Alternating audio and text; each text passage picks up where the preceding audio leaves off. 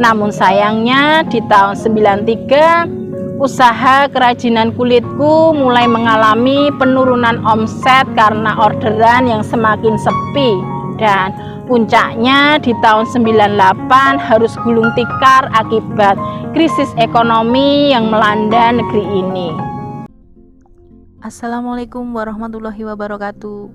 Halo Elin Story Lovers, apa kabar kalian semua? Semoga selalu dalam keadaan sehat, dimudahkan segala urusannya dan dilancarkan rezekinya, serta dijauhkan dari segala musibah, bencana, dan mara bahaya yang ada di dunia ini. Sebelum kita lanjut ke dalam story, jangan lupa subscribe, like, komen, dan share. Dan aktifkan tombol loncengnya agar kalian tidak ketinggalan dengan story-story yang terbaru. Open Diary.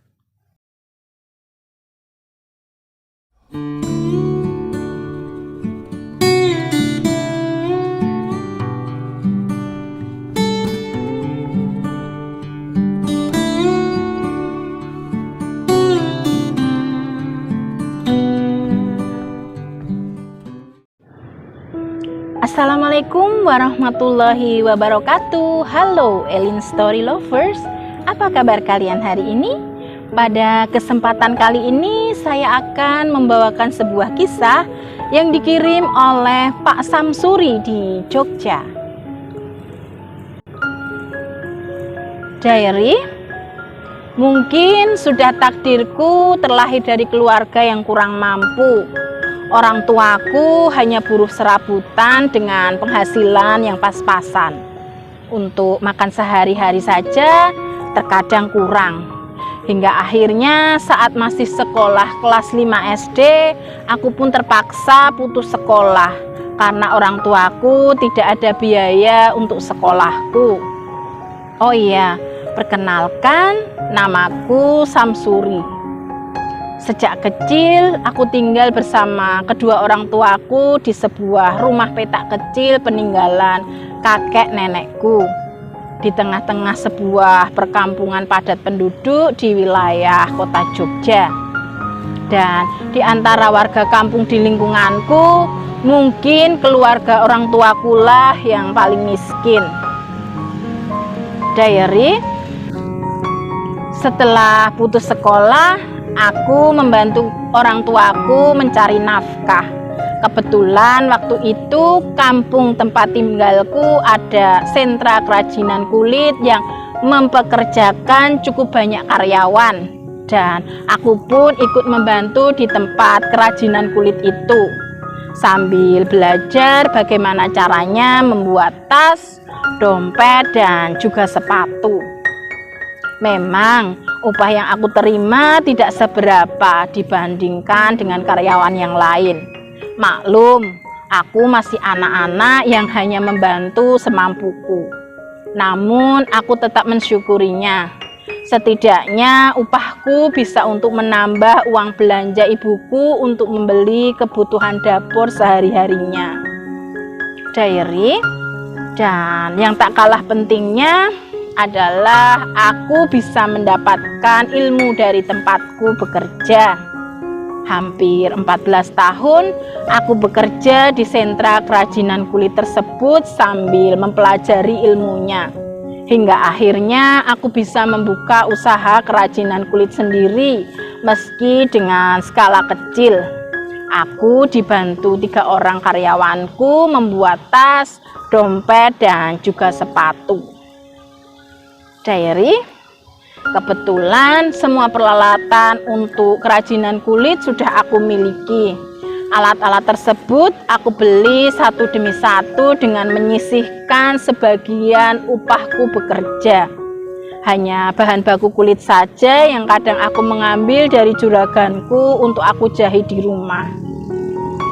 Diary, tahun 84 aku menikah dengan gadis pujaanku. Saat itu usiaku sudah menginjak angka 26 tahun. Dari pernikahan tersebut, kami dikaruniai 3 orang anak, 2 perempuan dan 1 laki-laki.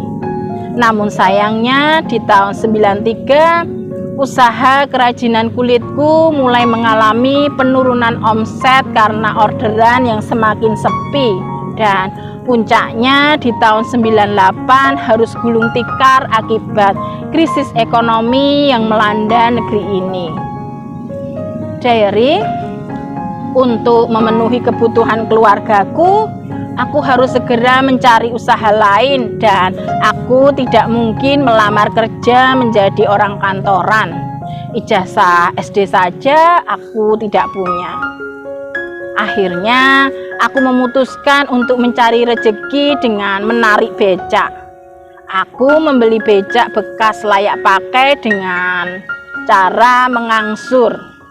Rasa malu aku singkirkan jauh-jauh. Prinsipku adalah bisa memenuhi kebutuhan keluargaku dengan cara yang halal.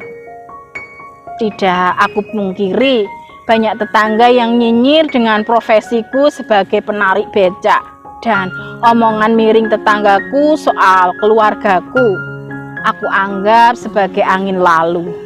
Yang penting aku tidak merugikan mereka dan kebutuhan keluargaku bisa tercukupi. Dan lagi-lagi usahaku mencari nafkah keluarga dengan menarik becak juga hasilnya semakin sedikit akibat mulai banyaknya transportasi umum yang lebih cepat dan murah yang lalu lalang di jalanan. Aku dan istriku pun mulai memikirkan usaha lain untuk memenuhi kebutuhan sehari-hari keluarga kami dan juga untuk biaya sekolah ketiga anak-anak kami. Kebetulan istriku pandai masak dan apapun yang dimasak istriku rasanya enak menurutku. Akhirnya kami memutuskan untuk jualan nasi rames di Pasar Bringharjo. Pagi hari kami belanja di pasar, kemudian istriku mulai memasak dan aku membantu menyiapkan bahan-bahan yang akan dimasak. Sore hari selepas asar, kami berangkat ke Pasar Bringharjo untuk jualan hasil masakan istriku. Dagangan kami aku angkat dengan becakku. Dan kembali tetanggaku yang tergabung dalam jamaah nyinyir pun masih rajin menggibah usaha kami berjualan nasi rames di Pasar Bringharjo. Setiap kami mencoba usaha baru untuk mencukupi kebutuhan keluarga, selalu dikomentari negatif. Apakah profesi kami begitu hina di mata mereka?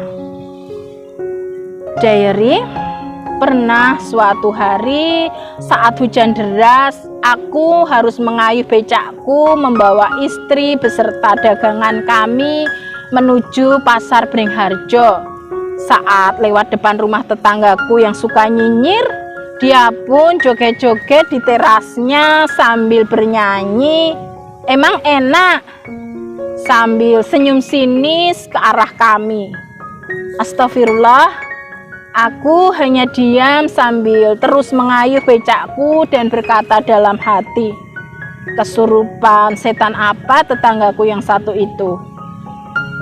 Diary, kami pun tutup mata dan tutup telinga dengan omongan tetanggaku yang selalu miring soal kehidupan keluargaku.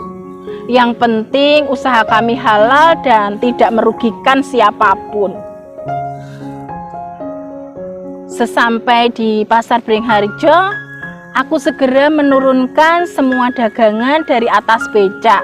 Kebetulan kami sudah mendapatkan izin dari pengelola Pasar Bringharjo untuk membuka lapak dekat pintu Pasar Bringharjo sebelah selatan.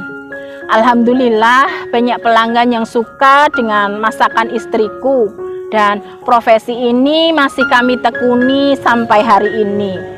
Kalau boleh jujur, sesepi-sepinya pembeli, keuntungan minimal 500.000 masih bisa kami dapatkan.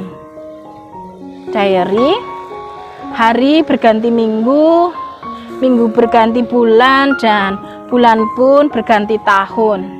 Kedua anak perempuan kami sudah berkeluarga, tinggal Iwan, anak laki-laki kami yang belum menikah.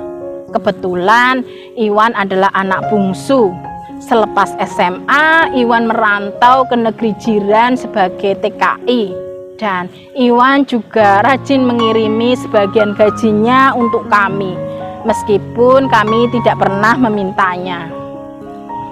Diary, kami pun menyisihkan sebagian uang kiriman Iwan dan hanya menggunakan sebagian saja untuk keperluan yang sifatnya mendadak. Becak yang biasa kami gunakan untuk membawa dagangan ke pasar sudah kami ganti dengan motor VR yang dibelikan oleh Iwan, sehingga sangat memudahkan kami saat berjualan.